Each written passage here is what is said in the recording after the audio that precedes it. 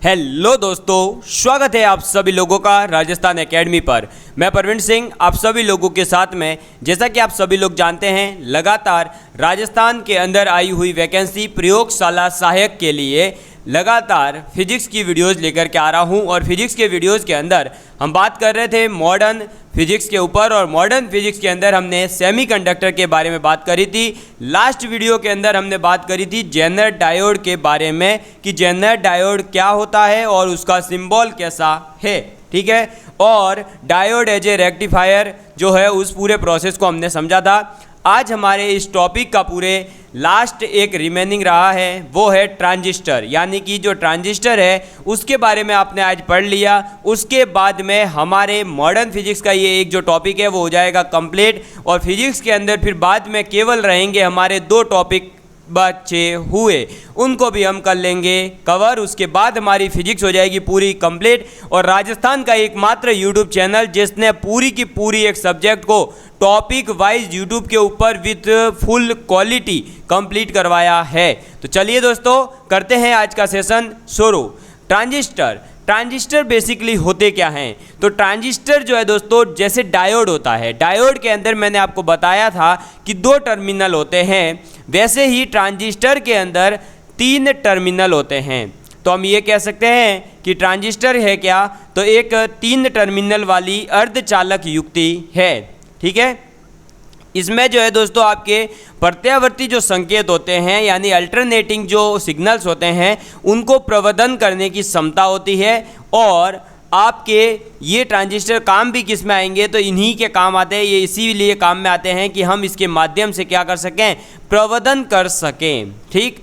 अगर हम बात करें ट्रांजिस्टर के आविष्कार की, तो ट्रांजिस्टर का आविष्कार 1948 के अंदर 1948 में यूएसए संयुक्त राज्य अमेरिका में बेल टेलीफोन लेबोरेटरी के अंदर वैज्ञानिकों ने इसे किया था। बार्डिन और बार्टेन एवं थॉकले, ठीक है, सॉकले, बार्टेन और सॉकले ने किया था। और इसीलिए इन्हें फिर जो है 1956 के अंदर फिजिक्स नोबेल जो प्राइज़ है वो दिया गया था, ठीक है। उसके बाद में दोस्तों मैं ये सब चीज़ें लिखवाने वाला हूँ। एक बार आप सभी लोगों को थोड़ा सा ट्रांजिस्टर से रूबरू करवा देता हूँ। और ट्रांजिस्टर की अगर बात की जाए तो ट्रांजिस्टर आजकल जो है कई प्रकार के देखने को मिलते हैं। मेनली तीन टाइप्स देखने को मिलते हैं। पहला है संधि ट्रांजिस्टर, यानी कि जंक्शन ट्रांजिस्टर।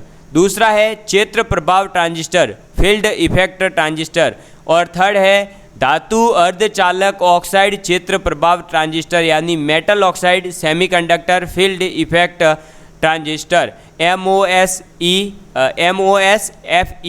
और एक हो गया FET और एक हो गया JT, ठीक है। तो ये ट्रांजिस्टर के टाइप्स है। लेकिन मैं आपको बता दूं 12th लेवल तक का आपका एग्ज़ाम है, तो इसे लिए हमें केवल जंक्शन ट्रांजिस्टर के बारे में बात करनी है। और जंक्शन ट्रांजिस्टर के जो भी कैरेक्टरिस्टिक्स कर्व वगैरह है और इसकी जो धारा लब्धि वगैरह जो होती है, उन सभी के बारे में बात करने वाले हैं। इस टॉपिक से थ्योरी क्वेश्चन आने के चांसेस कम रहते हैं। मेनली इस टॉपिक से जो है न्यूमेरिकल आएंगे। और जो भी फार्मूलाज मैं आप सभी लोगों को लिखवाने वाला हूं, उन सभी फार्मूलाज को अच्छे से याद कर लीजिएगा, ठीक है। तो चलिए ट्रांजिस्टर के बारे में आप लिखना शुरू करिए। तो ट्रांजिस्टर तीन टर्मिनल वाली एक अर्धचालक युक्ति है।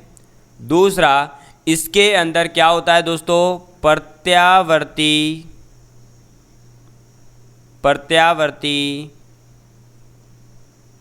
संकेतों के प्रवर्धन की क्षमता, ठीक है। तो इसके अंदर क्या होता है, संकेतों जो प्रत्यावर्ती संकेत होते हैं उनके प्रवर्धन की क्षमता होती है।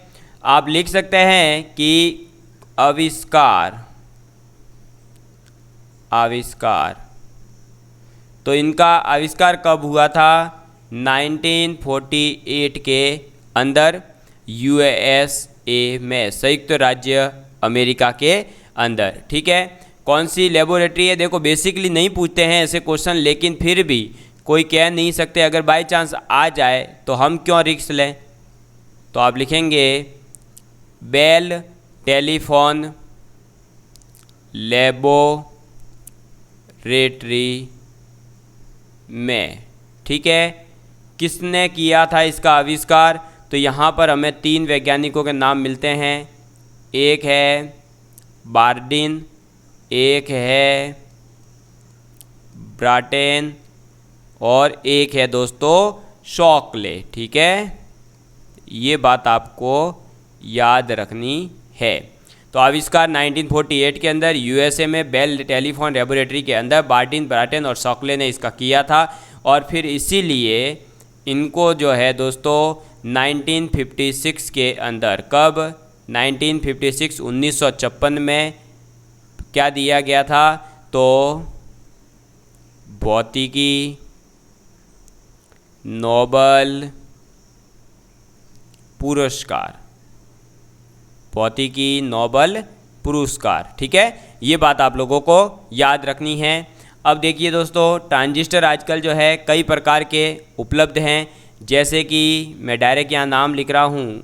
एक है हमारा संधि ट्रांजिस्टर, ठीक, याद रखिएगा। दूसरा आ जाता है क्षेत्र प्रभाव ट्रांजिस्टर, ठीक है। और तीसरा आ जाता है दोस्तों धातु अर्धचालक, धातु अर्धचालक ऑक्साइड क्षेत्र प्रभाव ट्रांजिस्टर, प्रभाव ट्रांजिस्टर। ठीक है, संधि ट्रांजिस्टर को इंग्लिश में क्या कहेंगे? Junction transistor. ठीक है, क्षेत्र प्रभाव ट्रांजिस्टर को कहेंगे फील्ड इफेक्ट ट्रांजिस्टर, FET। और धातु अर्धचालक ऑक्साइड क्षेत्र प्रभाव ट्रांजिस्टर को क्या कहेंगे दोस्तों? Metal oxide semiconductor field effect transistor. ठीक है, क्लियर है? चलिए, तो ये तो बात हो गई ट्रांजिस्टर के बारे में। बस इतना याद रखिएगा, इसके अंदर 3 टर्मिनल होते हैं। अब हम बात करने वाले हैं संधि ट्रांजिस्टर के बारे में। तो आप टॉपिक डालेंगे संधि ट्रांजिस्टर। ठीक है, तो ये संधि ट्रांजिस्टर क्या होते हैं इसके बारे में हम बात करने जा रहे हैं।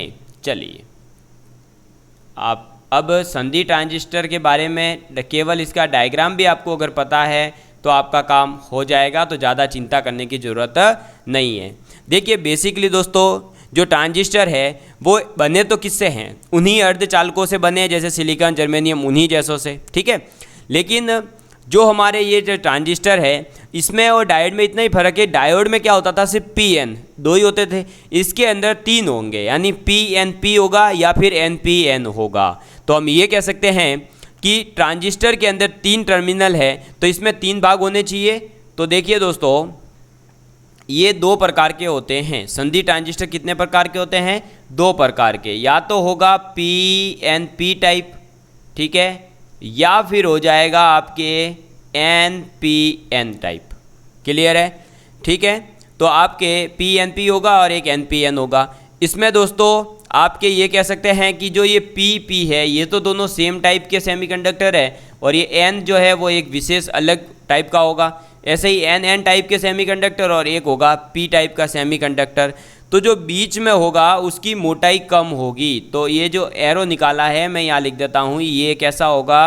अल्प मोटाई का होगा इन दोनों के कंपैरिजन में। यानी अगर हम PP दोनों की या NN टाइप के देखते हैं तो ये अल्प मोटाई में होता है।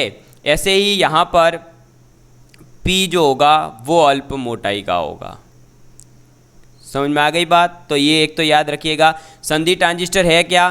तो कुछ नहीं है, इसके अंदर जैसा डायोड में 2 क्षेत्र होते हैं, इसमें 3 क्षेत्र होते हैं। 3 क्षेत्र में जो है आप इसको अलग अलग प्रकार के कॉम्बिनेशन से देखें तो 2 कॉम्बिनेशन बनते हैं। एक बनता है PNP, एक बनता है NPN, जिसमें बीच वाला जो भी होगा N और इधर है P, तो वो जो है अल्प मोटाई का होगा। अब आपको बता देता हूँ दोस्तों कि ये जो बीच में आ रहा है इसमें N आ रहा है, इसमें P आ रहा है। इसका नाम जो होगा या ये क्या होता है, तो ये बेस होता है, आधार। क्या होता है ये? बेस, जिसे हिंदी में कहेंगे आप आधार। ये याद रखिएगा, अभी काम आएगा आगे। और बचे हुए जो दोनों आपके भाग बचे हैं उसमें से एक जो है आपका, देखो यहाँ पर हमने बेस रिप्रेजेंट कर दिया, तो यहाँ जो ये एन है इसको आप कह सकते हैं कि ये आपका अगर कलेक्टर है, कलेक्टर मतलब मजिस्ट्रेट नहीं, संग्राहक, कलेक्ट करने वाला, ठीक है, संग्राहक। तो इसको आप रिप्रेजेंट करेंगे सी से, बेस को आप रिप्रेजेंट करेंगे बी से, और ये वाला जो बचा एक उसको आप कह देंगे इमीटर। क्या कहेंगे? इमीटर। इमीटर, जिसे हम कहते हैं उत्सर्जक। क्या कहते हैं? उत्सर्जक। रिप्रेजेंट करते हैं ई से। समझ में आ गई बात? तो संधि ट्रांजिस्टर दो टाइप के होते हैं, पीएनपी या एनपीएन। पीएनपी के अंदर जो बीच वाला है और एनपीएन के जो अंदर जो बीच वाला है, यानी जो मिडल में आपके होता है, एन टाइप हो या चाहे पी टाइप का हो सकता है, वो अल्प मोटाई का होगा।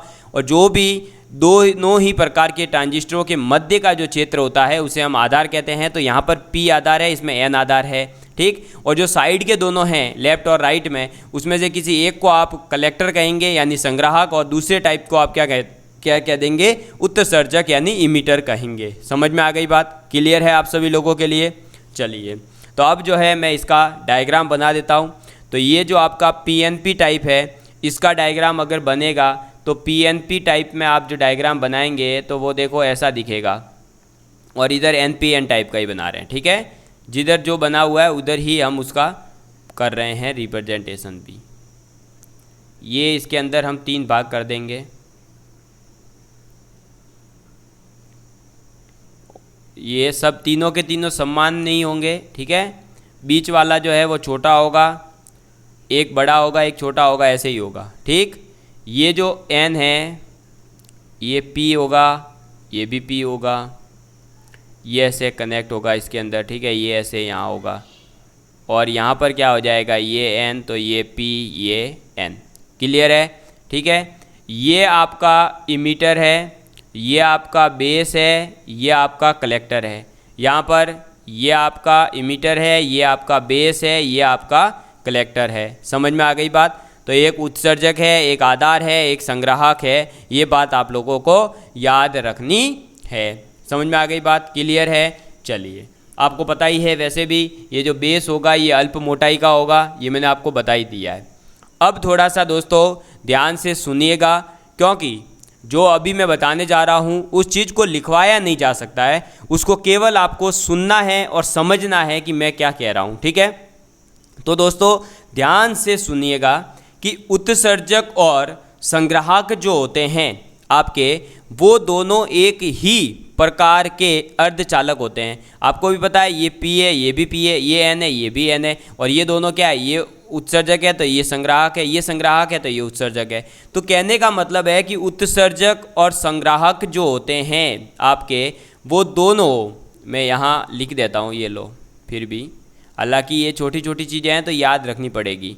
तो आपका सी और ई यानी कलेक्टर और इमीटर जो है वो एक ही प्रकार के अर्धचालक होते हैं। कैसे? एक ही अर्धचालक। समझ में आ गई बात? ये बात आपको याद रखनी है। तो ये एक ही प्रकार के अर्धचालक होते हैं, और इनके अंदर लेकिन जो अशुद्धियों का मिश्रण होता है, आप लोग जानते ही हैं, अर्धचालक जो है वो 2 टाइप के होते हैं, और उनके अंदर एक में मिश्रण मिलाया जाता है, एक में हम जो है अशुद्धियाँ नहीं मिलाते हैं। तो यहाँ जो अशुद्धियों का मिश्रण होता है दोस्तों, डोपिंग की जाती है, वो अगर हम देखें तो मात्रात्मक रूप से भिन्न होती है। कितनी होती? मात्रात्मक रूप से क्या होती है? भिन्न होती है। इसी वजह से जो संग्राहक क्षेत्र है वो आकार में उत्सर्जक क्षेत्र से बड़ा होता है, यानी कि ये जो है आपका संग्राहक क्षेत्र ये बड़ा होगा। किससे? इस उत्सर्जक से। तो ये आपका होगा छोटा, ठीक है। ये बात आप लोगों को याद रखनी है कि जो कलेक्टर होगा वो बड़ा होगा इमीटर से, ठीक है। ये डायरेक्ट मैंने शॉर्ट फॉर्म में यहाँ लिख दिया, याद रखिएगा कि जो संग्राहक है उसका एरिया बड़ा होना चाहिए। किससे? उत्सर्जक से, ठीक है। इसी के कारण हम जो है इसके अब देख सकते हैं कि इसका भौतिक रूप भी अलग अलग है, एक बड़ा है एक छोटा है, और साथ ही साथ ये जो है विद्युतीय गुण भी अलग अलग रखेंगे भाई। क्यों? क्योंकि दोनों के अंदर जो अशुद्धियों का मिश्रण किया गया है वो मात्रात्मक रूप से भिन्न भिन्न होगा, अलग अलग होगा। तो इसलिए हम ये कह सकते हैं कि ट्रांजिस्टर के अंदर जो सेम टाइप के आपके सेमीकंडक्टर है, पी हो चाहे इधर एन हो, उनको आप इंटरचेंज नहीं कर सकते। मतलब आप इस पी को जो है इधर ले आओ या इस पी को इधर ले आओ, नहीं कर सकते, आप इंटरचेंज नहीं कर सकते हैं। तो ट्रांजिस्टर के अंदर लेफ्ट और राइट साइड में सेम सेमीकंडक्टर लगे हुए रहते हैं, एक ही अर्धचालक होते हैं, लेकिन फिर भी उसके अंदर हम जो है इंटरचेंज नहीं कर सकते, अदल बदल नहीं कर सकते हैं। ये बात आप लोगों को याद रखनी है, ठीक है। साथ ही साथ आप एक बात और याद रखेंगे कि जो उत्सर्जक होता है, ये जो इमीटर है, मैं यहाँ लिख रहा हूँ, ठीक है, स्टार मार के, इमीटर यानी उत्सर्जक, आप खुद समझ जाइएगा, ई लिख रहा हूँ। जो उत्सर्जक होता है दोस्तों वो गहन रूप से डोप्ड होता है, ठीक है, मतलब इसमें ज़्यादा डोपिंग की हुई होती है। तो गहन रूप से हिंदी में डोप्ड करने को कहते हैं मादित, ठीक है, ब्रैकेट में लिख रहा हूँ, डोप्ड होता है, ठीक है। ये बात आपको याद रखनी है कि अगर आपसे पूछा जाए कि किसका क्षेत्र बड़ा है, तो आपके संग्राहक का क्षेत्र बड़ा होता है उत्सर्जक से। लेकिन आपसे पूछा जाए किसके अंदर मादित ज़्यादा होता है या डोपिंग की हुई किसमें ज़्यादा होती है, तो आपके उत्सर्जक के अंदर जो है ज़्यादा डोप्ड होता है, ज़्यादा उसे मादित किया जाता है, गहन रूप से किया जाता है। क्यों? क्योंकि दोस्तों इस उत्सर्जक का कार्य क्या है कि जो हमारा बेस है, जो आधार है, उसको अधिक संख्या में क्या दे सके, बहुसंख्यक आवेश वाहक प्रदान करना होता है। ये चीज़ मैं अभी आगे लिखवा रहा हूँ, ठीक है।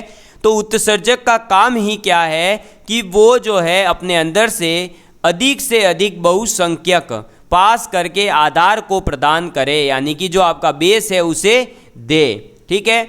और जो आधार होता है, जो बेस होता है, उसे हम बहुत कम डोप्ड करते हैं या मंदन करते हैं। उसका कम करने का रीज़न और उसकी मोटाई भी कम होने का रीज़न ये है ताकि वो जो आपके बहुसंख्यक आ रहे हैं उत्सर्जक से, उनको वापस से समायोजित नहीं कर दे। ऐसा नहीं हो कि भाई जितने इसने बहुसंख्यक भेजे, 10 सपोज करिए बहुसंख्यक भेजे, और 10 के 10 आपने जो है आधार ने उसको क्या कर दिया, पुनः संयोजन कर दिया, या उसके विपरीत दिशा, जो उसके विपरीत प्रकृति के जितने आवेश देने थे वो दे दिए। अगर इस तरफ से 10 इलेक्ट्रॉन आए और उधर 10 होल मिल गए तो पैक हो जाएगा।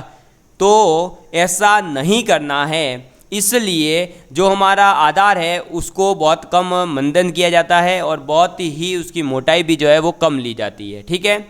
और संग्राहक का कार्य क्या है, तो संग्राहक का कार्य है कि उत्सर्जता, जो उत्सर्जक था वहाँ से जो भी बहुसंख्यक निकले वो आधार के पास आए। अब ऐसे भी उत्सर्जक होंगे जो आधार को पार करके बाहर निकल रहे होंगे बहुसंख्यक, तो जो बहुसंख्यक आधार को पार करके बाहर जा रहे होते हैं उन सभी आवेशों को एकत्र करना इसका काम होता है, ठीक है। समझ में आ गई बात। और जो आपका संग्राहक होता है उसको डोप्ड कितना किया जाता है, तो उसे आधार से ज़्यादा मंदित किया जाता है लेकिन उत्सर्जक से कम किया जाता है। तो ये चीज़ें जो अभी मैंने बोली वो आप लिख लीजिए एक बार, ठीक है। चलिए, तो आप सबसे पहले लिखेंगे उत्सर्जक, वो तो मैंने लिखवा ही दिया कि ये गहन रूप से मादित होता है। तो अब आप लिखेंगे उत्सर्जक का कार्य बेस को अधिक संख्या में बहुसंख्यक, अधिक संख्या में बहुसंख्यक आवेशवाहक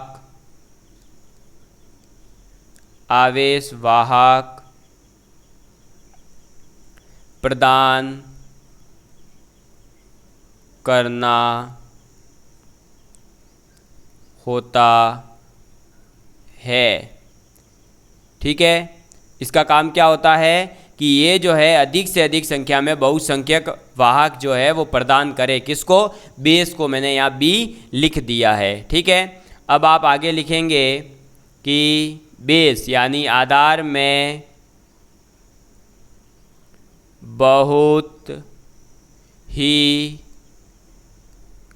कम मादन होता है, ठीक है। तो आधार में जो है बहुत ही कम अडॉप्ट किया जाता है उसको, ठीक है। साथ ही या फिर लिख सकते हैं एवं इसकी मोटाई भी अल्प होती है। समझ में आ गई बात? ये चीज़ आप लोगों को याद रखनी है। अब इसका जो है दोस्तों, मैं रीजन नहीं लिखवा रहा हूँ, आप केवल सुन लीजिए कि इसकी जो मंदन कम है और इसकी मोटाई कम करने का रीजन क्या होता है, ताकि ये क्या है कि जो बहुसंख्यक आ रहे हैं उसके पास में, उनको पुनः संयोजन के लिए विपरीत प्रकृति के आवेश प्रदान नहीं कर सके, इसलिए, ठीक है। अब आप आगे लिखेंगे कलेक्टर सी, ठीक है। संग्राहक का कार्य इमीटर से बेस को पार करके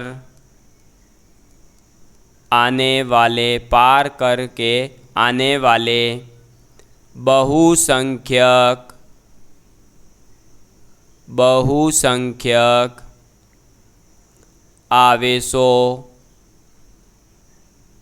आवेशों को एकत्र करना होता है, ठीक है। तो इसका क्या काम होता है कि इमीटर से जो बेस को पार करके भी बहुसंख्यक निकल चुके हैं उन सभी को एकत्र करना, ठीक। अब मैं यहाँ लिखवा रहा हूँ आपके मादन का कर्म, ठीक है, यानी डोपिंग मादन का कर्म, यानी किसके पास में या किसको जो है कितना डॉप्ड किया जाता है, किसको कितना ज़्यादा जो है डॉपिंग की जाती है, उसके अंदर अपमिश्रण मिलाया जाता है, ठीक है। तो देखिए दोस्तों, उत्सर्जक, देखो सबसे पहले मैंने क्या बताया, उत्सर्जक जो होता है, इमीटर जो होता है, वो सबसे ज़्यादा मादक होता है। उत्सर्जक के बाद में कौन आ जाता है दोस्तों, उत्सर्जक के बाद में आ जाएगा आपके कलेक्टर, और कलेक्टर के बाद में आपके आ जाएगा बेस, ठीक है। ये याद रखिएगा। क्यों? क्योंकि उत्सर्जक जो होता है, इमीटर जो होता है, उसे तो गहन रूप से मादित किया जाता है, डॉप्ड किया जाता है, ठीक है। और जो आपका संग्राहक है, वो संग्राहक जो होता है वो उत्सर्जक से कम लेकिन आधार से ज़्यादा मंदित होता है। तो हम ये कह सकते हैं कि सबसे ज़्यादा डॉप्ड कौन होता है, तो इमीटर, उत्सर्जक, उसके बाद में संग्राहक और उसके बाद में बेस यानी कि आधार। समझ में आ गई बात? क्लियर है आप सभी लोगों के लिए? तो इस चीज़ को आप याद रखिएगा, क्योंकि ये चीज़ आपके जो है आगे काम आने वाली है, या ये डायरेक्ट ऑर्डर पूछा जा सकता है, ठीक है। चलिए आगे बढ़ते हैं। तो दोस्तों, मादन का कर्म जो है वो मैंने आप लोगों को बता दिया। अब आप देखिए दोस्तों, आगे एक बात याद रखिएगा, आपके दिमाग में आ रहा होगा कि क्यों ना सर, आपने जैसा कि बताया ट्रांजिस्टर के अंदर या तो पीएनपी होगा या एनपीएन होगा, क्या हम दो डायोड को जोड़ करके एक ट्रांजिस्टर का निर्माण कर सकते हैं क्या? कैसे सर? मैं एक डायग्राम बनाकर आपको बता रहा हूँ, फिर आप बताइएगा कि क्या ऐसा पॉसिबल है। देखिए, ये एक डायोड आया और फिर इसको एक और डायोड से जोड़ दिया, ठीक है, ये लीजिए, और ये एक ऐसे, तो इसको हमने कह दिया इमीटर यानी उत्सर्जक, ये हो गया हमारा कलेक्टर, ये हो गया हमारा बेस, ठीक है। ऐसे ही चलिए एक और ऐसा भी पॉसिबिलिटी है कि भाई एक ऐसे हो डायोड और दूसरा डायोड ऐसे हो, ठीक है। तो ये बेस, ये इमीटर या आपका कलेक्टर। तो क्या ऐसा पॉसिबल है? नहीं दोस्तों, यहाँ ये बात आप अच्छे से याद रखिएगा कि आप अगर दो डायोड को जोड़ करके एक ट्रांजिस्टर बनाने का सोच रहे हैं तो कभी भी आपको ट्रांजिस्टर नहीं मिलेगा। ठीक है, ट्रांजिस्टर नहीं मिलने का रीज़न मैं आपको बता देता हूँ। उससे पहले आप इसको ऐसा डायग्राम बना करके इस लाइन के ऊपर आप लिखेंगे कि ट्रांजिस्टर प्राप्त नहीं होगा। ठीक है, तो आपको जो है ट्रांजिस्टर नहीं मिलने वाला है। क्यों नहीं मिलने वाला? क्योंकि दोस्तों ट्रांजिस्टर जो होता है उनको आप जब पीएनपी को जोड़ रहे हैं तब उनके आधार की चौड़ाई बहुत ही कम माइक्रोमीटर की कोटि की होने के कारण वो दोनों संधियाँ तो अपने आप से एक दूसरे से अटैच हो सकती है, लेकिन आप जब दो ऐसे डायोड को जोड़ रहे हैं तो दोनों डायोड जो है एक ही क्रिस्टल से बने हुए होते हैं ट्रांजिस्टर में तो, लेकिन जब आप दो डायोड को जोड़ने जा रहे हैं तो एक क्रिस्टल वापस से बना पाना कभी भी संभव नहीं है। ये चीज़ मैंने आपको पहले भी बताई थी जब डायोड बना रहे थे, तब कि P और N को ऐसे अटैच करना है कि उन दोनों के बीच में कंटिन्यूटी बनी रहे।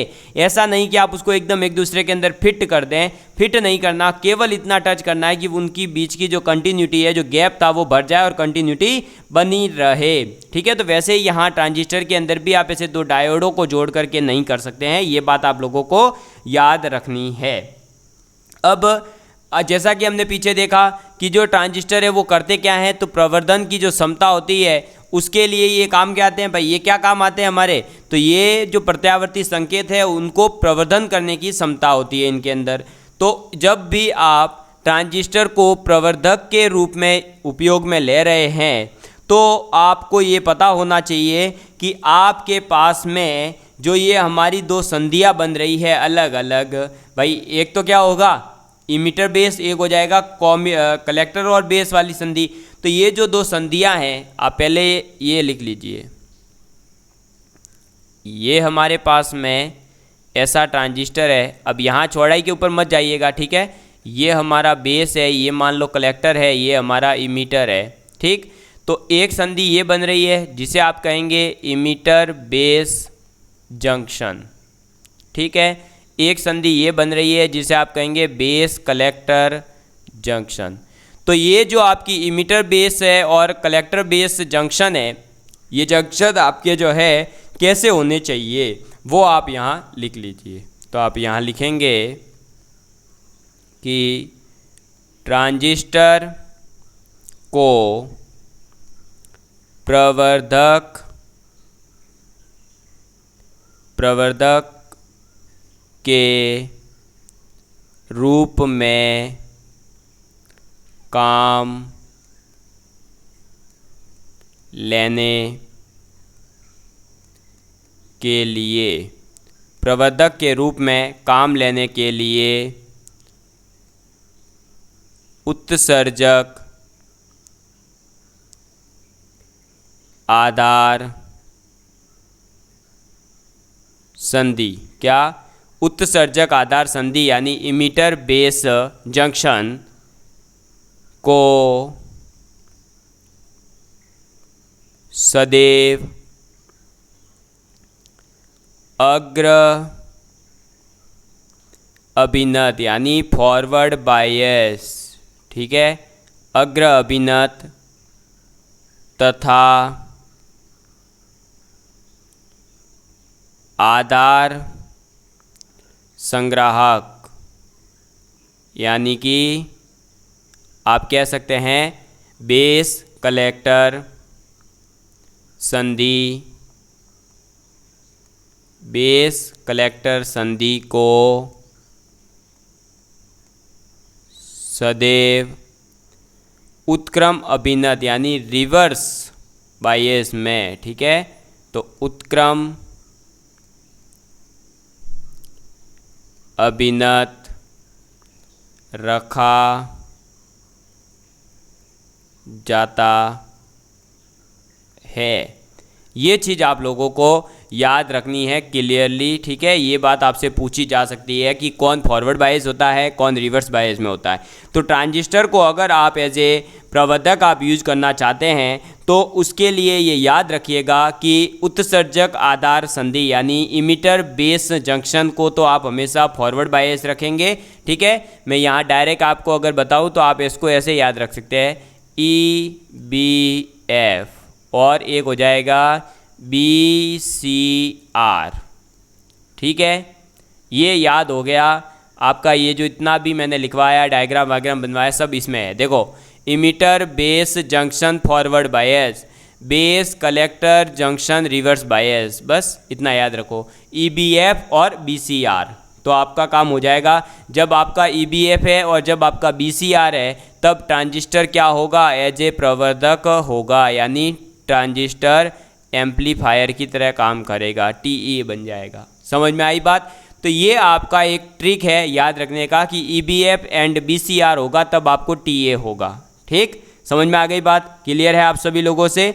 चलिए, अब आप लोग जो हैं और इसके अंदर याद रखेंगे कि जब ऐसा हो रहा है तो इसी कारण से, तो आप लिखेंगे आगे, जब ऐसा हो रहा है तो इसी कारण फिर क्या हो जाएगा कि बहुसंख्यक यानी कि मेजॉरिटी में बहुसंख्यक जो भी आवेश होंगे, तो बहुसंख्यक आवेश वाहक तो हमेशा, जो भी बहुसंख्यक आवेश वाहक होंगे वो हमेशा इमिटर यानी उत्सर्जक से आधार यानी कि बेस की ओर प्रवाहित होते हैं, ठीक है। ई से बी यानी उत्सर्जक से आधार की ओर प्रवाहित होते हैं कौन, बहुसंख्यक आवेश वाहक। पर इस संधि पर प्रवाहित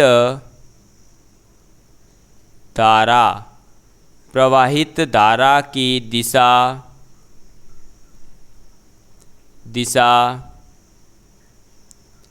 धारावाहकों की प्रकृति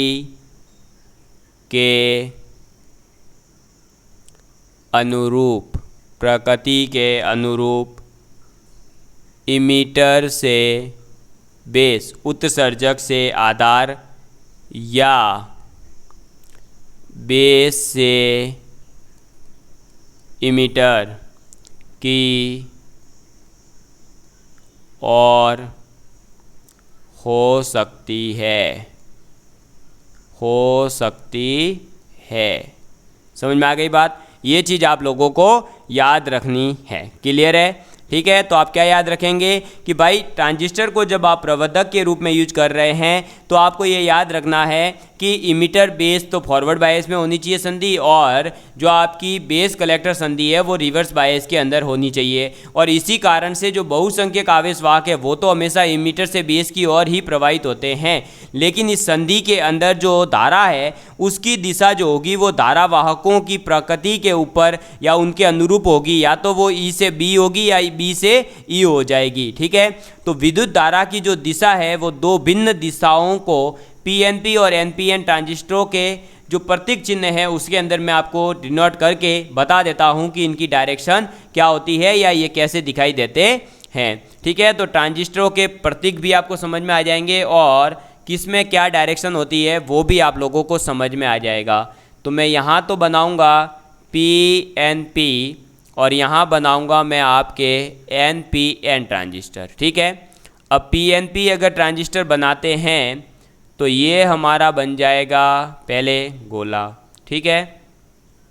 फिर ये इधर आए, ये ऐसे चले, ये इधर गए और ये इधर आ गए, ठीक है।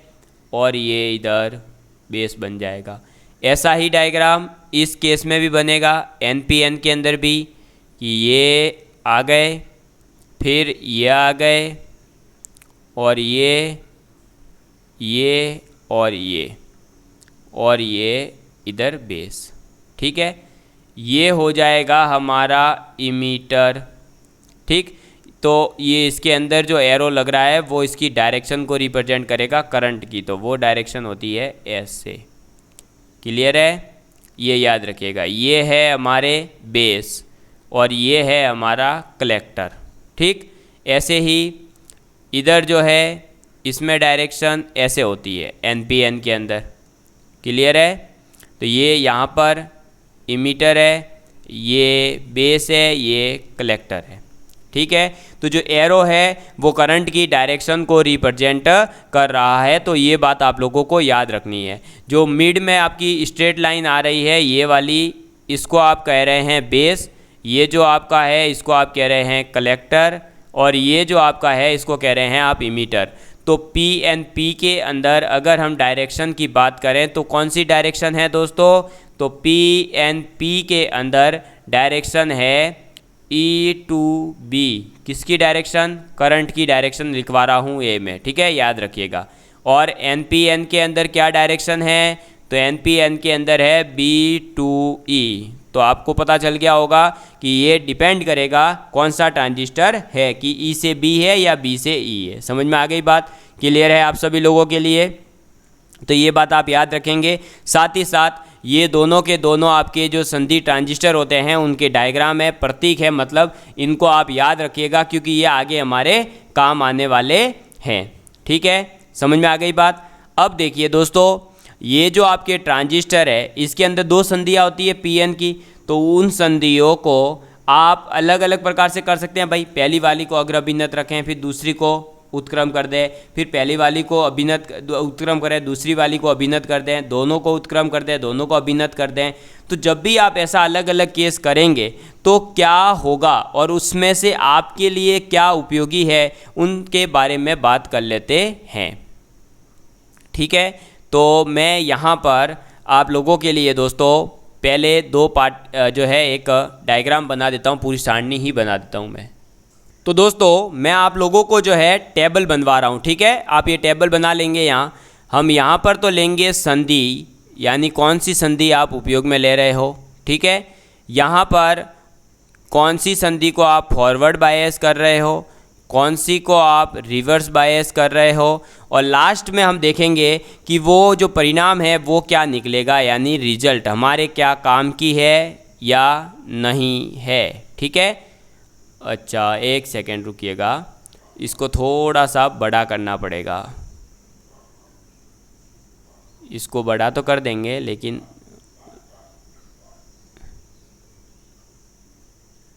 इसको थोड़ा सा ऊपर भी करना ही पड़ेगा। एक सेकेंड, ठीक है चलो हो जाएगा। अब ये आ जाएगा, बस अब हो ही जाएगा। ठीक है, ये एक, ये दो, ये तीन और लास्ट वाला चार। ठीक है, देखिए संधि हम ले रहे हैं, अगर हम लेते हैं पहले तो इमीटर बेस जंक्शन, यानी कि हमारी कौन सी संधि हो जाएगी? उत्सर्जक आधार संधि। जो उत्सर्जक आधार संधि है उसको तो मैंने ले लिया फॉरवर्ड बायस के अंदर। ठीक है, और दूसरी हमारे जो बची वो कौन सी बची दोस्तों? तो वो हमारे बच गई है बेस कलेक्टर जंक्शन, यानी कि आधार संग्राहक संधि। उसको हमने ले लिया उत्क्रम अभिनत के अंदर। ठीक है, अच्छा ऐसा हो रहा है ना, एक सेकेंड इसको चेंज कर देते हैं। दोस्तों अब ये हमारे सामने जो है सही टेबल हमारे बन चुकी है।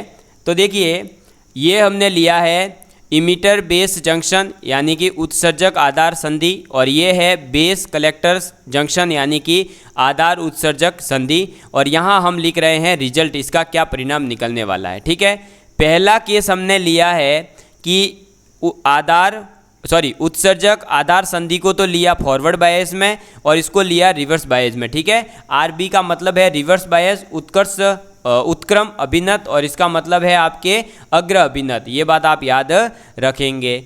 फिर दूसरा केस हो सकता है दोस्तों कि हम क्या करें, जो उत्सर्जक आधार संधि है उसको और आधार संग्राहक संधि दोनों को ही फॉरवर्ड बायस में ले लें, यानी दोनों के दोनों किस में आ जाए, एफ बी के अंदर।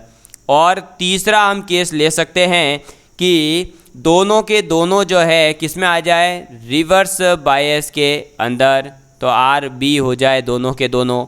और चौथा केस हम ले सकते हैं कि हमारा जो उत्सर्जक आधार संधि है वो तो आ जाए रिवर्स बायस के अंदर, लेकिन आधार संग्राहक संधि जो है वो आ जाए फॉरवर्ड बायस के अंदर। क्लियर है। चलिए, अब इन सब के अंदर ट्रांजिस्टर जो होगा वो कैसा काम करेगा, तो यहाँ पर जो रिजल्ट आएगा वो तो क्या आएगा कि ये जो इस अभिनति के लिए जब हम ऐसा कनेक्शन करेंगे कि ये जो हमारा उत्सर्जक आधार संधि है वो फॉरवर्ड बायस में हो और बेस कलेक्टर संधि जो है वो रिवर्स बायस में हो, तो हमारे ऐसी अभिनति के लिए ट्रांजिस्टर को जो है वो कैसा हो जाएगा, सक्रिय क्षेत्र में प्रचालन करेगा, यानी हम ये कह सकते हैं कि ये एक्टिव रीजन के अंदर होगा। ठीक है, तो मैं यहाँ लिख रहा हूँ सक्रिय क्षेत्र में प्रचालन। ठीक है, मतलब ये सक्रिय क्षेत्र में आ गया, एक्टिव रीजन के अंदर आ गया। हम ये कह सकते हैं कि ट्रांजिस्टर को इसी अभिनति प्रदान की जा सकती है, यानी हम ट्रांजिस्टर सामान्य जो उपयोग में लेते हैं वो ऐसा ही होता है कि इमिटर बेस तो होता है फॉरवर्ड बायस में और बेस कलेक्टर होता है रिवर्स बायस में। फिर जब दोनों के दोनों को आप फॉरवर्ड कर देंगे तो आपका जो है प्रचालन संतृप्त क्षेत्र में माना जाता है। किसमें, प्रचालन संतृप्त क्षेत्र में, सैचुरेशन रीजन के अंदर आ जाएगा। ठीक है, संतृप्त क्षेत्र, ये बात आप याद रखेंगे। जब आपके तीसरा केस होगा यानी दोनों के दोनों आपके जो है रिवर्स बायस के अंदर होंगे, तब प्रचालन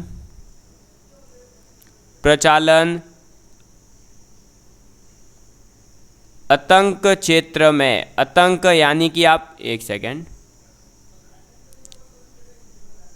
आतंक क्षेत्र का मतलब होता है कट ऑफ रीजन। ठीक है, हिंदी भाई देखो अब ऐसा ही है, शुद्ध हिंदी लिखवा रहा हूँ, फिर क्या है कहीं बोले मैं इंग्लिश में भी लिख रहा हूँ, कट ऑफ रीजन।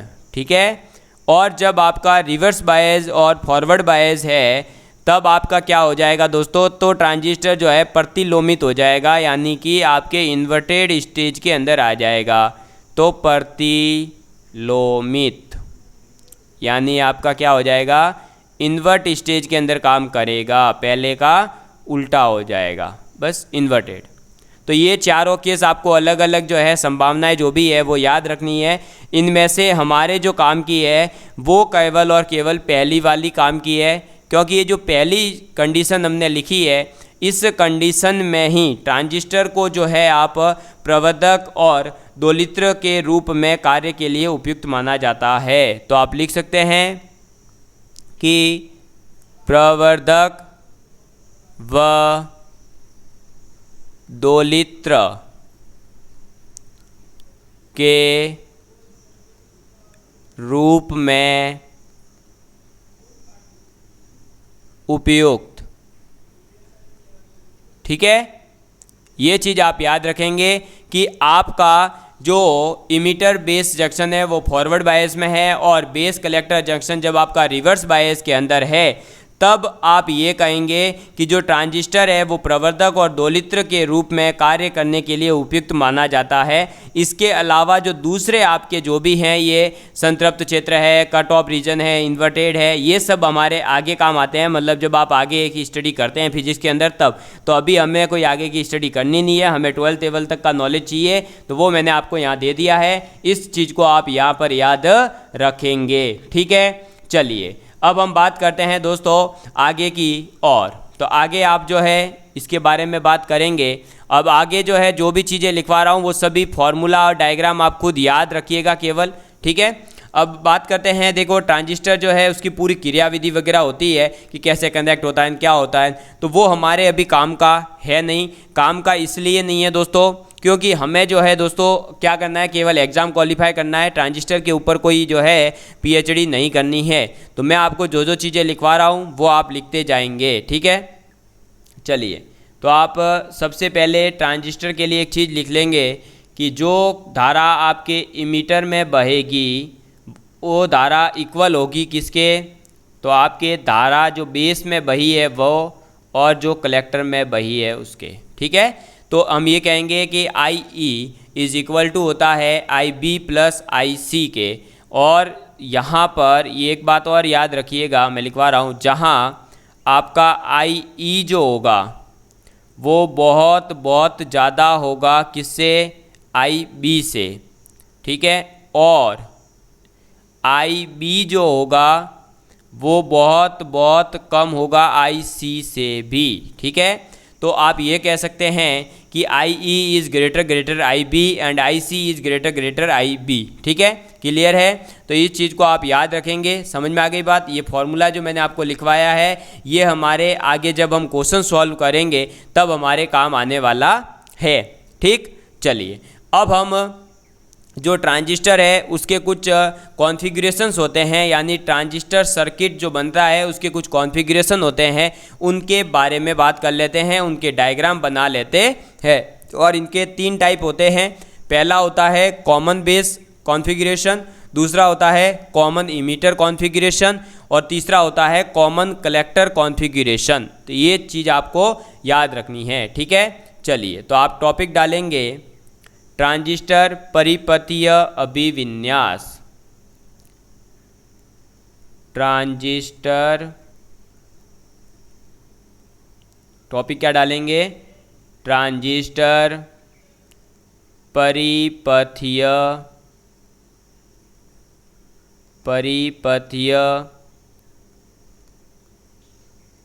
अभिविन्यास, ठीक है।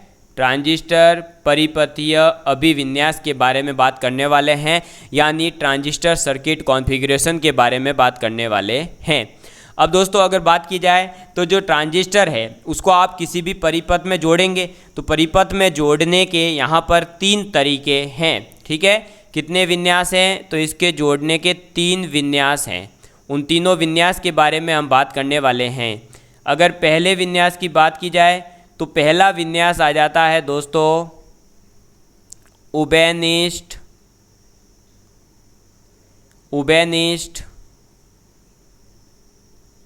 आधार विन्यास।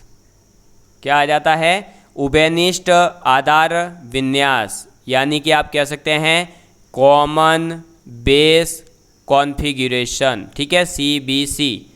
दूसरा टाइप आपके आ जाता है उबेनिस्ट उत्सर्जक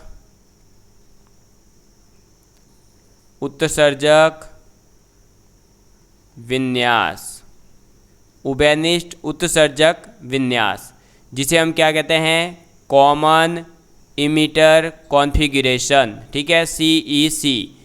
और तीसरा टाइप आ जाता है हमारे उबेनिस्ट संग्राहक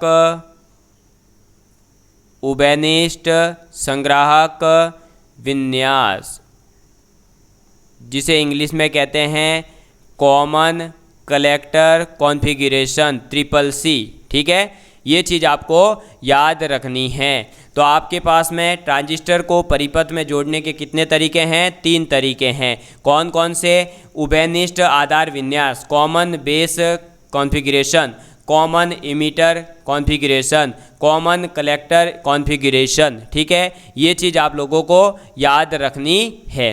ठीक, अब हम बात करते हैं, जब आप इन संधि अलग अलग जोड़ेंगे तो इनके अलग अलग जो डायग्राम बनते हैं, उन डायग्राम्स को मैं आप सभी लोगों के लिए पीएनपी ट्रांजिस्टर के लिए और एनपीएन ट्रांजिस्टर के लिए बना करके बता देता हूँ। ठीक है, आप लोग उस डायग्राम को याद रखिएगा। उन डायग्राम का आगे जो है हमारे कहीं ना कहीं क्वेश्चंस के अंदर भी यूज होगा, इसलिए। ठीक, चलिए तो अब जो है हम डायग्राम बना लेते हैं एक एक का।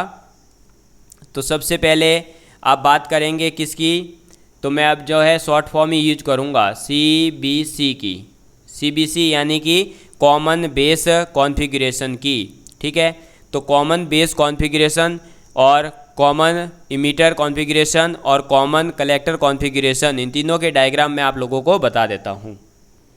तो दोस्तों ये है हमारे तीनों के तीनों अलग अलग सर्किट। ठीक है, पहला जो है चित्र अ, वो आपके रिप्रेजेंट कर रहा है कॉमन बेस सर्किट को।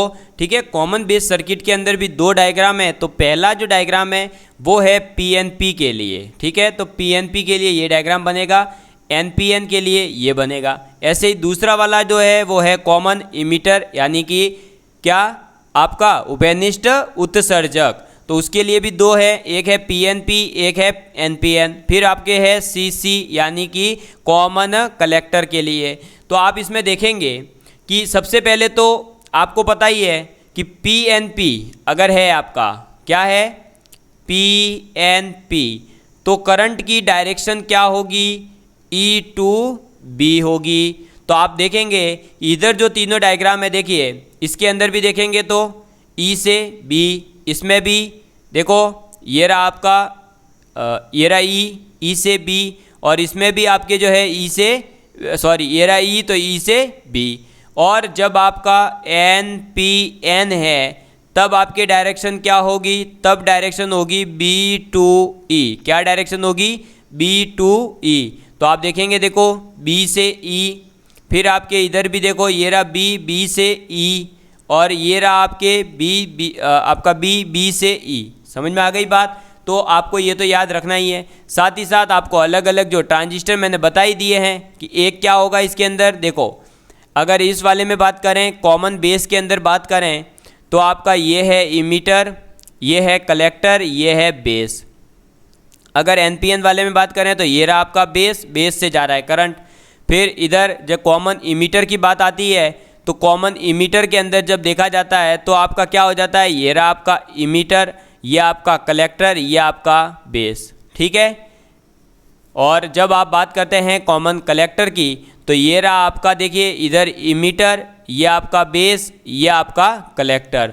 तो कहने का मतलब ये है कि आप लोगों को जो डायग्राम तीनों मैंने दिखाए हैं अलग अलग, इन डायग्राम को आप याद रखिएगा कि कब कौन सा डायग्राम बनता है। हो सकता है डायरेक्ट डायग्राम बना के पूछ ले कि ये कौन से अभिविन्यास को रिप्रेजेंट कर रहा है। समझ में आ गई बात? तो ये बात आप लोगों को याद रखनी है। क्लियर है ना?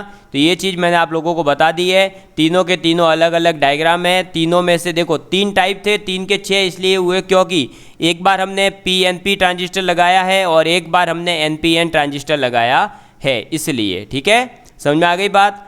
अब हम बात करते हैं नेक्स्ट आगे। तो हमारे बात आ जाती है ट्रांजिस्टर के जो अभिलाक्षणिक वर्ग होते हैं, वक्र, ठीक है, कर्व, जो ग्राफ बनने वाले हैं उनकी बात हो रही है। तो उसमें लिखने की बात कुछ नहीं है, जस्ट आप सुनिए एक बार कि अभिलाक्षणिक वक्र होते क्या हैं। तो मैंने आपको पहले भी बताया है कि आप जो करंट और विभवांतर है उसके बीच में जो भी आप ग्राफ बनाएंगे उन ग्राफ को हम क्या कहते हैं दोस्तों? आपके कैरेक्टरिस्टिक्स कर्व यानी अभिलाक्षणिक वक्र कहते हैं। अब ये जो अभिलाक्षणिक वक्र होते हैं ये 2 टाइप के होते हैं।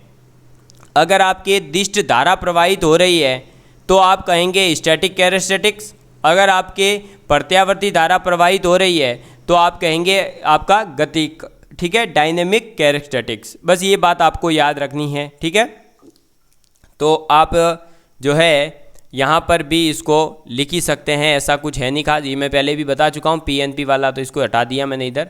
और आप इधर ही जो है चीज़ें नोट डाउन कर लेंगे। क्या नोट डाउन करना है?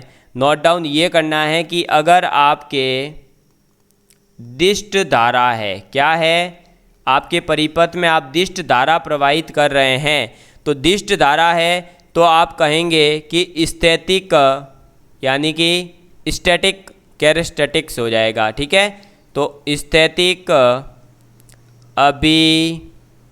अभिलाक्षणिक। क्लियर है?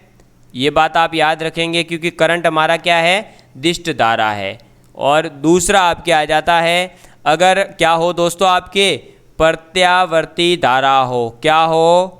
प्रत्यावर्ती धारा। तो अगर आपके प्रत्यावर्ती धारा है तो आप क्या कहेंगे? तो प्रत्यावर्ती धारा है तो आप कहेंगे गतिक यानी कि डायनेमिक कैरेस्टेटिक्स यानी गतिक अभिलाक्षणिक। समझ में आ गई बात? क्लियर है आप सभी लोगों के लिए? बस, तो ये दो चीज़ें थी। अब ये जो अभिलाक्षणिक होते हैं यानी जो कैरेस्टेटिक्स होते हैं, ये भी दो होते हैं। एक है आपका इनपुट और एक है आपका आउटपुट। ये चीज़ें केवल याद रखने के लिए है, इनको कोई पूछने वाला नहीं है कि ये कितने टाइप हैं, ये क्या है। तो इनपुट और आउटपुट। इनपुट का मतलब है जो आप लोग जो है, आप जो भी वोल्टेज है, आपका करंट है, जो भी आप डाल रहे हैं, जो आप अपने जो परिपथ को आप देने वाले हैं, जो आप खुद देंगे, इनपुट। ठीक है, और जो आउटपुट कैरेस्टेटिक्स होगा यानी कि जो आप प्राप्त करेंगे उससे जो आप ग्राफ बनाएंगे उसको आउटपुट कैरेस्टेटिक्स कहते हैं। ठीक है, बस बाद में तो बनाने तो क्या है, ग्राफ ही बनाने हैं। तो वो चीज़ आप लोगों के लिए क्लियर है। समझ में आ गई बात? तो यही चीज़ है। अब आपको मैं कॉमन बेस कॉन्फ़िगरेशन के लिए क्या ग्राफ बनेगा, कॉमन इमीटर के लिए क्या ग्राफ बनेगा, कॉमन कलेक्टर के लिए क्या ग्राफ बनेगा, और कुछ फॉर्मूले लिखवाते जाऊंगा, उनको आप लिखते जाएंगे और याद कर लेंगे। ठीक है, चलिए। तो अब आप लिखेंगे आगे बढ़ कर के, चलिए यहाँ पर कि अब मैं डायरेक्ट शॉर्ट फॉर्म ही यूज करूँगा। ठीक है, CBC के लिए। ठीक है, कॉमन बेस कॉन्फ़िगरेशन के लिए क्या लिखने जा रहे हैं? तो पहले हम लिखेंगे इनपुट के लिए यानी कि निवेशी अभिलाक्षणिक। निवेशी अभिलाक्षणिक यानी कि इनपुट कैरेस्टेटिक्स, आप दे क्या रहे हो उसको। ठीक है, तो जो आप दे रहे हो वो उसका ग्राफ कैसा बनेगा, तो मैं उसका ग्राफ बना देता हूँ आपके सामने। जो इनपुट जाएगा उसका ग्राफ कुछ इस प्रकार से बनता है कि ये आपका आ जाता है इधर VEB यानी कि वोल्टेज इमीटर बेस वाला, और इधर आ जाता है आपके क्या, करंट। और करंट कौन सा होगा दोस्तों? ये जो आपके करंट है कहाँ से होगा, देखिए बताइए, जल्दी से मुझे बताइए। कॉमन बेस है तो करंट आपका कौन सा यूज में आ रहा होगा, जो इनपुट में कहाँ से जा रहा होगा? अरे इनपुट में करंट कहाँ से जाएगा? इमीटर से, तो IE वाला। तो इसका जो डायग्राम बनता है वो कुछ इस प्रकार से बनता है कि यहाँ से ग्राफ स्टार्ट होता है, ये एक गया, फिर यहाँ से ये दूसरी लाइन निकलेगी और यहीं से आपके ये टच होते हुए तीसरी लाइन निकलेगी। ठीक है, ये ऐसे टच होते हुए होगा। अब इसका कर देते हैं नामकरण। तो नामकरण कैसे करेंगे? तो पहला वाला जो है दोस्तों आपके, ये जो रिप्रेजेंट करेगा, ये आपके वोल्टेज कितना होगा, 0 वोल्ट को। ठीक है, फिर ये आपका वोल्टेज कितना है, तो ये आपके रिप्रेजेंट कर रहा है -5 वोल्ट को। और फिर ये आपका कितना वोल्टेज है, तो ये आपके वोल्टेज रिप्रेजेंट कर रहा है 10 वोल्ट को। समझ में आ गई बात? क्लियर है आप सभी लोगों के लिए? चलिए, तो दोस्तों ये निवेशी अभिलाक्षणिक था। यहाँ पर शायद माइनस लगा था अभी, तो माइनस हटा दीजिएगा। ठीक है, पहले 0 वोल्ट है, फिर 5 वोल्ट है, फिर 10 वोल्ट है। तो ये आपका निवेशी अभिलाक्षणिक का कर्व बन जाएगा। और इसके लिए जो आप रेजिस्टेंस का फॉर्मूला देंगे, वो रेजिस्टेंस का फॉर्मूला हो जाएगा RIB इज इक्वल टू क्या हो जाएगा, डेल्टा VEB अपॉन में डेल्टा IE। ठीक है, ये आप याद रखेंगे कि RIB इज इक्वल टू हो जाएगा डेल्टा VEB अपॉन में डेल्टा IE।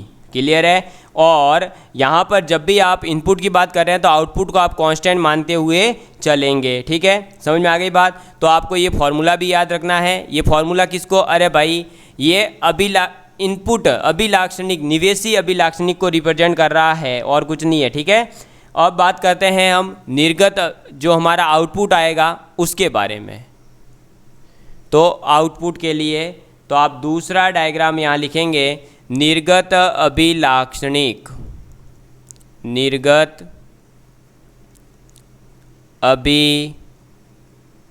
अभिलाक्षणिक। ठीक है, तो निर्गत अभिलाक्षणिक यानी आउटपुट कैरेक्टरिस्टिक्स की बात कर रहे हैं। जब आपने ये इनपुट दिया होगा कॉमन बेस कॉन्फ़िगरेशन के अंदर, तब आपका रेजिस्टेंस इसके अकॉर्डिंग निकाल लिया आपने। अब जब आप आउटपुट ग्राफ देखेंगे तो आउटपुट ग्राफ ऐसा आएगा। कैसा आएगा सर, तो ये देखो इधर ऐसा आउटपुट आएगा। ये हो जाएगा हमारा क्या, VCB, और ये हो जाएगा हमारा क्या, अरे ये क्या हो जाएगा दोस्तों हमारे I इनपुट। आउटपुट कहाँ से मिलेगा हमें ये बताइए। तो हमें ये आउटपुट मिलेगा कहाँ से बताइए जल्दी से जल्दी, IC। अरे भाई देखो आउटपुट इनपुट अपने IE दिया, फिर बेस से होते हुए वो कहाँ से बाहर निकला होगा, कलेक्टर से बाहर निकला होगा, और जो वोल्टेज होगा वो भी फिर हम जो है कलेक्टर बेस संधि के लिए तो चेक करेंगे। तो इसके लिए जब हम चेक करते हैं तो हमारे पास में जो डायग्राम मिलता है वो बहुत ही यूनिक मिल रहा है, और एक एरिया आएगा उसके बाद में तो ये फिक्स हो जाता है। और उससे पहले जो इसका डायग्राम बन रहा है वो कुछ इस प्रकार से बन रहा है। देखिए कि ये इधर से ही यूं बनेगा, फिर ये थोड़ा ऊपर गए, फिर ऐसे बनेगा, फिर ये ऐसे गए ऐसे बनेगा, फिर ये ऐसे गए ऐसे बनेगा, और फिर वापस से ये ऐसे बनेगा, और एक टाइम आएगा कि ये लाइन जो है इसको टच करते हुए जा रही होगी, ये गई। ठीक है, तो ये आपका -2 को रिप्रेजेंट कर रहा है। फिर आगे जो है वो आपके होता रहेगा क्या, 0, फिर आगे 5, 10 जो भी है, और इधर 0 से ग्राफ स्टार्ट हो रहा है। ठीक है, और ये 7 तक जा रहा है। तो ये जो भी वैल्यूज होगी उसके अकॉर्डिंग आपको तो केवल ये याद रखना है कि इनपुट ग्राफ ये है तो आउटपुट इस टाइप का मिलता है। आपको तो ग्राफ याद रखने हैं कि जब आपका कॉमन बेस कॉन्फ़िगरेशन होता है तो आउटपुट ग्राफ कैसा मिलता है, तो आउटपुट ग्राफ ऐसा मिलता है। और जब आउटपुट ग्राफ ऐसा मिल रहा है तो इस टाइम पे जो आउटपुट हमारे रेजिस्टेंस होगा ROB जो हम कहेंगे वो हो जाएगा क्या, तो वो हो जाएगा डेल्टा VCB अपॉन में डेल्टा IC।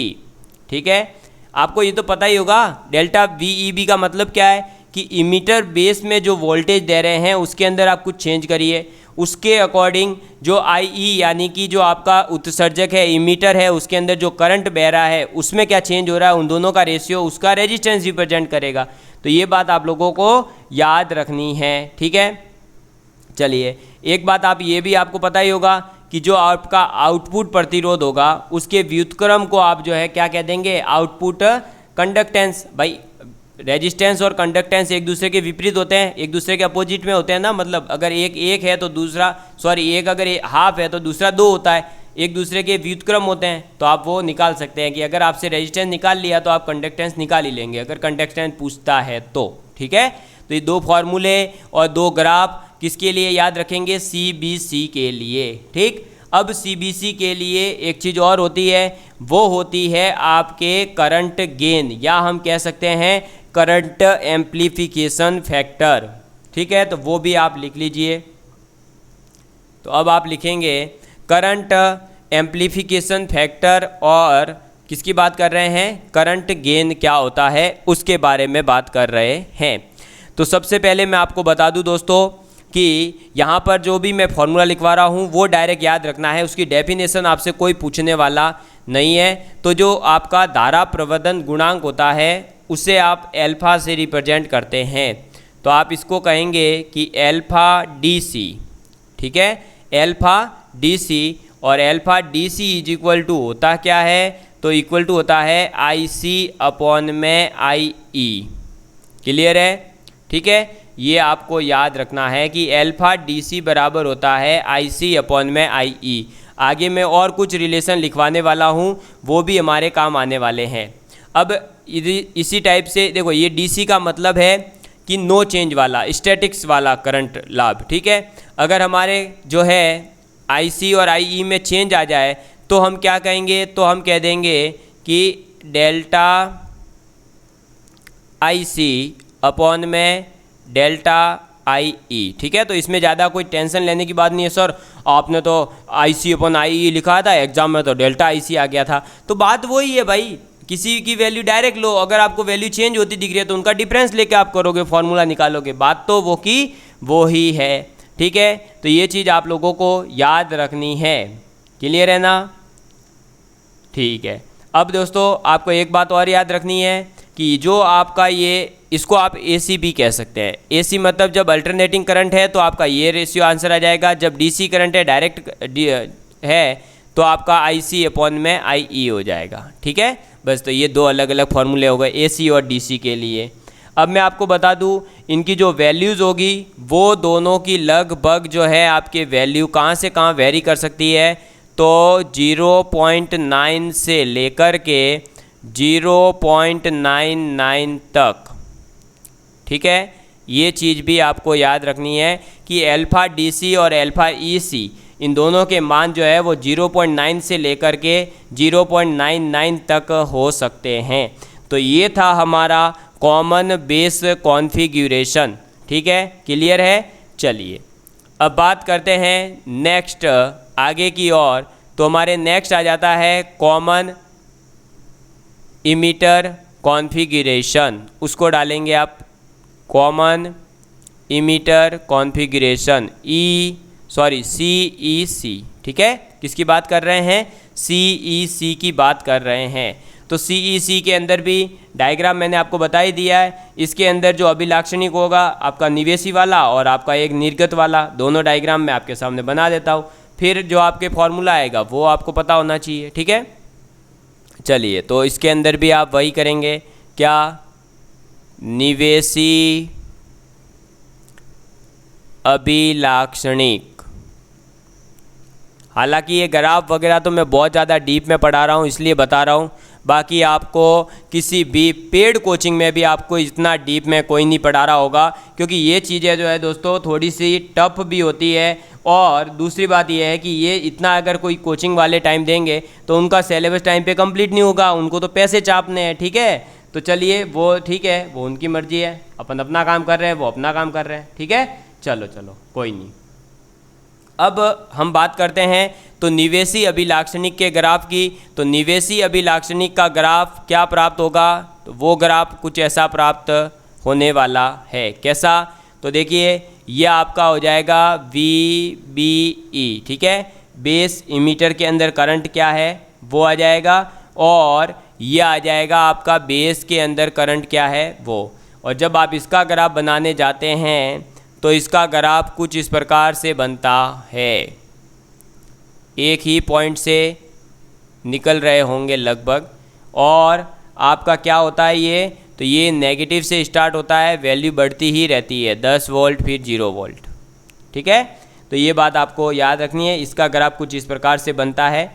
और अगर हम बात करें तो इसके अंदर जो हमारा प्रतिरोध होगा, यानी कि जो R की वैल्यू होगी वो क्या हो जाएगी, तो वही R इज इक्वल टू, आप इसमें भी वही कह सकते हैं, IE कह देंगे इसमें, ठीक है। क्योंकि इमीटर की बात हो रही है, बेस की बात थी तो हमने B लगाया था, इमीटर की बात है तो E लगा दो।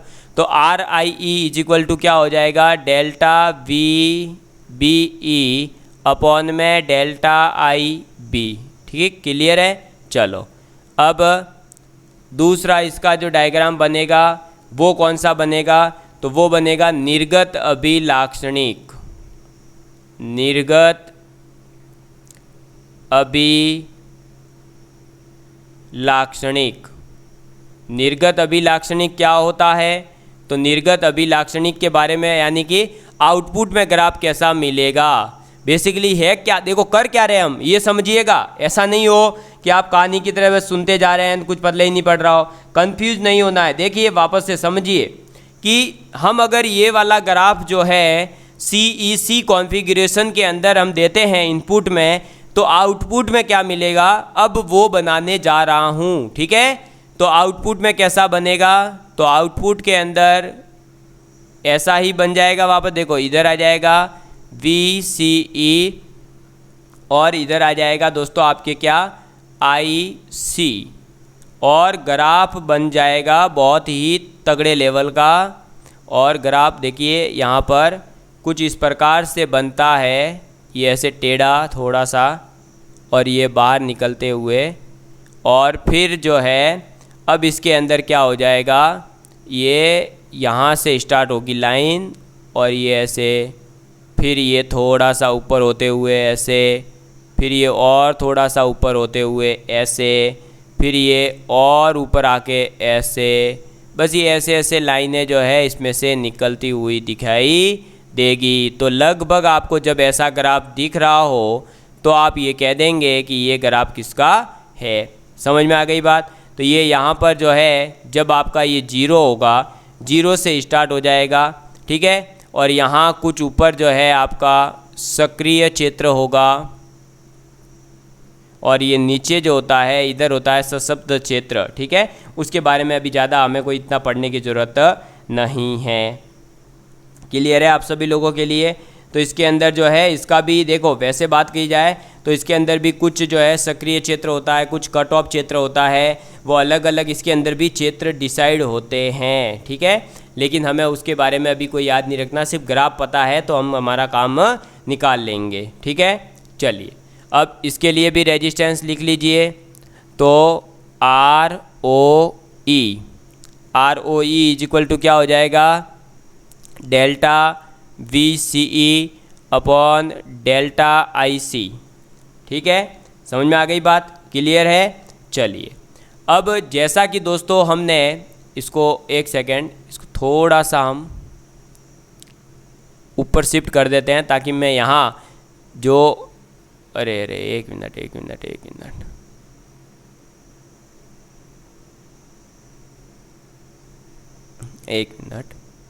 पूरा का पूरा ही ऊपर शिफ्ट।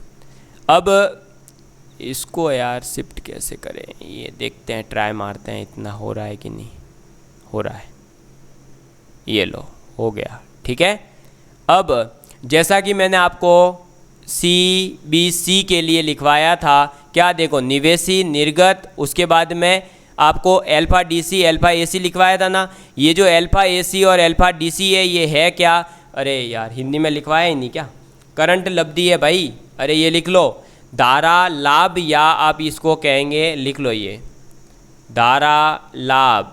ये अल्फा है क्या, मतलब यूँ धारा लाभ, या आप इसको कह सकते हैं धारा प्रवर्धन गुणांक, ठीक है। यानी कि हम कह सकते हैं करंट गेन या करंट एम्प्लीफिकेशन फैक्टर। तो आपसे पूछा जाए अगर कि CBC में जो है करंट गेन क्या होता है, तो IC अपॉन में IE होता है।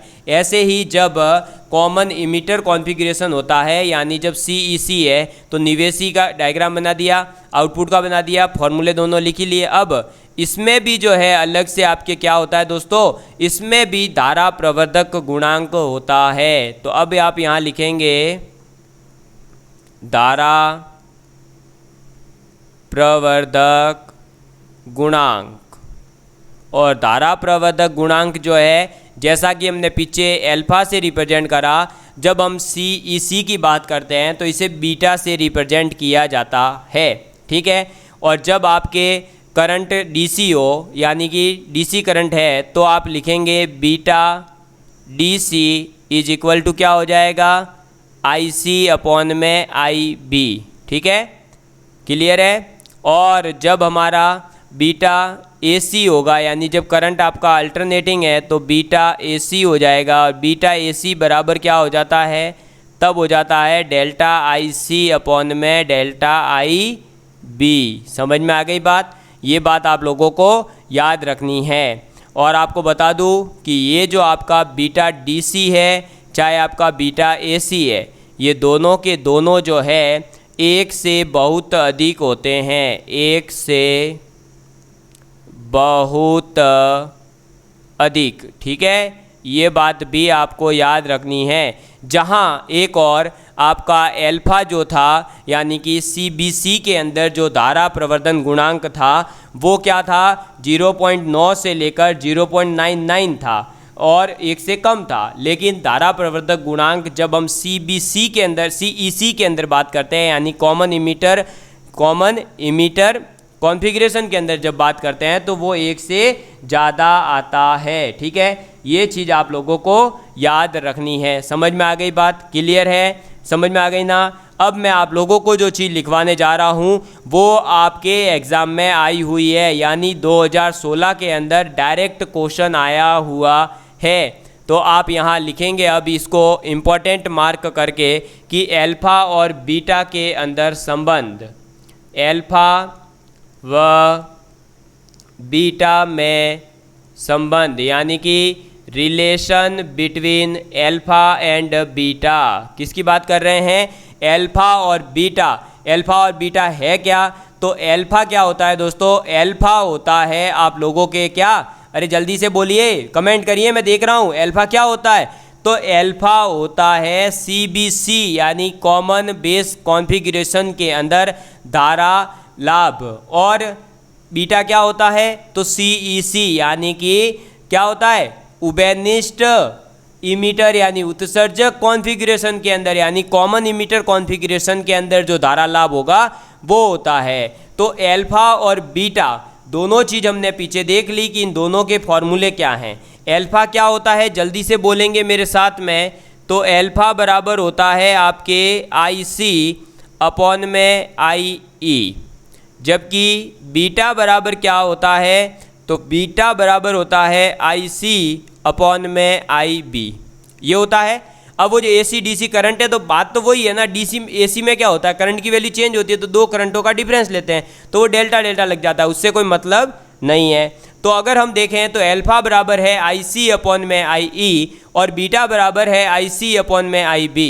तो अल्फ़ा और बीटा के अंदर यहाँ जो रिलेशन आ जाता है वो रिलेशन आता है कि beta is equal to alpha upon में 1 माइनस अल्फ़ा, और ये रिलेशन ज़रूर ज़रूर ज़रूर रट लीजिएगा क्योंकि ये आपके बहुत ज़्यादा काम का है। इस चैप्टर के अंदर अगर मैं आपको बताऊं कि ट्रांजिस्टर से कुछ पूछा जाता है तो बिल्कुल बस इस फॉर्मूले से ही चीज़ें पूछी जाती है और कुछ भी नहीं पूछा जाता है इस फॉर्मूले के अलावा। इस फॉर्मूले से क्वेश्चंस भी बनते हैं और जो अदर मैंने आपको फॉर्मूले लिखवाए हैं उन सब के कंपैरिजन में अगर देखें तो ये सबसे ज़्यादा इम्पॉर्टेंट हो जाता है। तो प्लीज़ अल्फ़ा और बीटा के बीच में जो संबंध है उसे ज़रूर आप रट लीजिएगा। ये जो है beta is equal to alpha upon 1 minus alpha, इससे क्वेश्चन आने के चांसेस भी बहुत ज़्यादा है। तो प्लीज़ आप इसको जो है रट लीजिएगा, ठीक है। किसी प्रकार का आपके मन में कोई डाउट नहीं होना चाहिए। और आप लोगों को मुझे लगता है कि ये सेशन आज का जो लंबा लॉन्ग सेशन लिया है मज़ा आया होगा देखने में। और अगर आप लोगों को मज़ा आया है तो प्लीज़ ज़्यादा से ज़्यादा लोगों तक शेयर एंड सब्सक्राइब करवाइएगा ताकि हमें आपसे मोटिवेशन मिले और आप लोगों के लिए और भी लंबी लंबी क्लासेस, और जब तक आपका एग्ज़ाम नहीं हो तब तक आपका पीछा नहीं छोड़े, आपके साथ में बने रहें। और आप सभी लोगों को ऐसे ही निःशुल्क जो मेरा अभियान है उस निःशुल्क लैब असिस्टेंट की क्लासेस को कंटिन्यू रखा जा सके, ठीक है।